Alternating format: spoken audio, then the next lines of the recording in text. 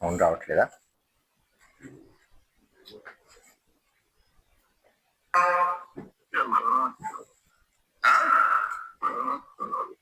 అర్థం కాల.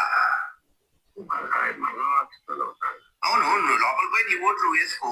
ఎవరి మీద వేసుకున్నారంటావు? ఏసీఏ.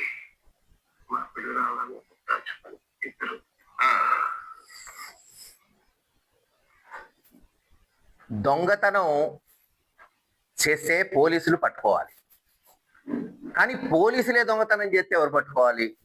భారతదేశంలో చెప్పమంటున్నాం. ఈరోజు మాచవరంలో ఎంపీపీ ఎలక్షన్ జరుగుతుంది. 13 సభ్యుల్లో దాదాపు 10-11 మంది పోతే 7-8 మంది వైఎస్ఆర్సీపీ వాళ్ళు, కేవలం 3 తెలుగుదేశం వాళ్ళు. నిన్న హైకోర్టుకు పోయి ఆర్డర్ తీసుకొచ్చాము. ఏంటి?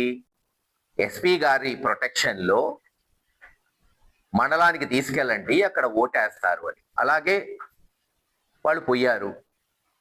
కానీ అక్కడున్న సిఐలే బెదిరించి మీ మీద గంజాయి కేసు పెడతాం, మీ మీద కేసులు పెడతామని చేతులు ఎత్తిస్తే, ఇటువైపు ఉన్న ఒక 2-3 అటు ఎత్తితే ఇంకెక్కడ ప్రజాస్వామ్యం, ఇంకెక్కడ శాంతి భద్రత?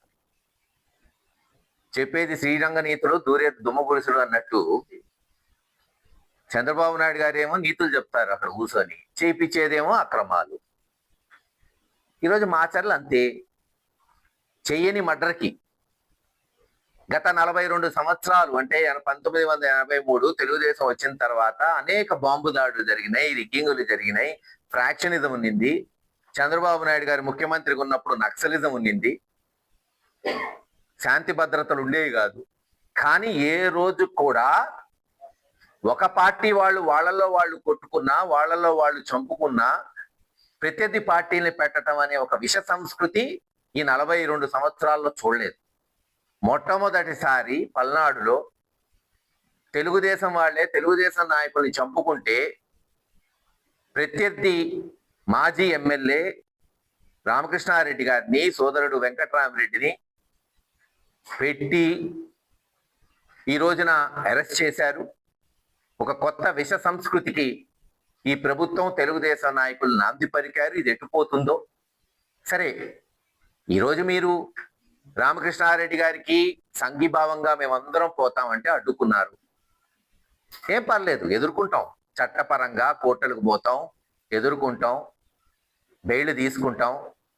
వస్తాడు. ఈరోజు కాకపోతే 10 రోజుల్లోనో 20 రోజుల్లోనో తప్పకుండా రామకృష్ణారెడ్డి గారు, ఇతర ఎవరినైతే అరెస్ట్ చేశారో వాళ్ళు బయటకు వస్తారు.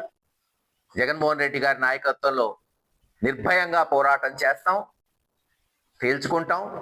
మళ్ళీ పల్నాడు జిల్లాలో, ఆంధ్ర రాష్ట్రంలో వైఎస్ఆర్సీపీ జెండా రెపరెపలాడింది.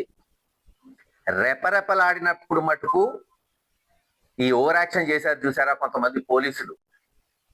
సరే, ఇప్పటికే నాయకులు చెప్పారు, తప్పులు చేసిన తెలుగుదేశం నాయకులు వదలం. అందరేం కాదు. మేము ఎలాగైతే వైఎస్ఆర్ పార్టీని నమ్ముకున్నామో తెలుగుదేశం పార్టీ నమ్ముకున్న వాళ్ళు కూడా ఉన్నారు.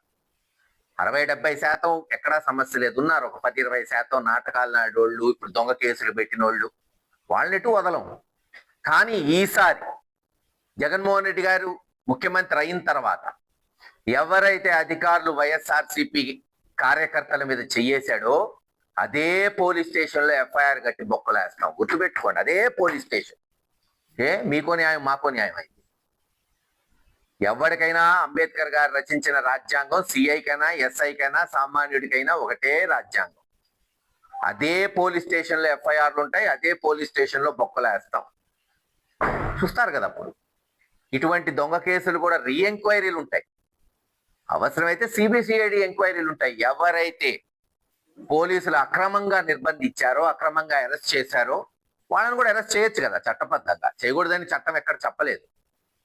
అప్పుడు కదా మ్యూజిక్ వినేది, నాయకులకి కార్యకర్తలకి తెలిసేది న్యాయం జరిగిందని. ఖచ్చితంగా ఇవన్నీ జరుగుతాయి. ఏది ఏమైనా వైఎస్ఆర్సీపీ నాయకులు అందరం కూడా కార్యకర్తలకు అండగా ఉంటాం. ఇటువంటి పోలీసు ఓవర్ యాక్షన్ని తప్పకుండా ప్రజాస్వామ్య పద్ధతిలో మీరు చూశారు. మేము ఎక్కడా మాచవరం 10,000 మందితోనో 5,000 మందితో పోలేదు ఎలక్షన్ ఉందని. హైకోర్టుకు పోయి ఆర్డర్ తెచ్చుకున్నాం చట్టబద్ధంగా. మరి ప్రొటెక్షన్ ఇవ్వాల్సిన పోలీసులు ఇవ్వకపోతే ఏం చేయాలి ప్రజలు? అదే చెప్తున్నా. పోలీసులే దొంగతనం చేస్తే ఏం చేయాలి? సమాధానం చెప్పమంటున్నా వ్యవస్థని. ఓకే.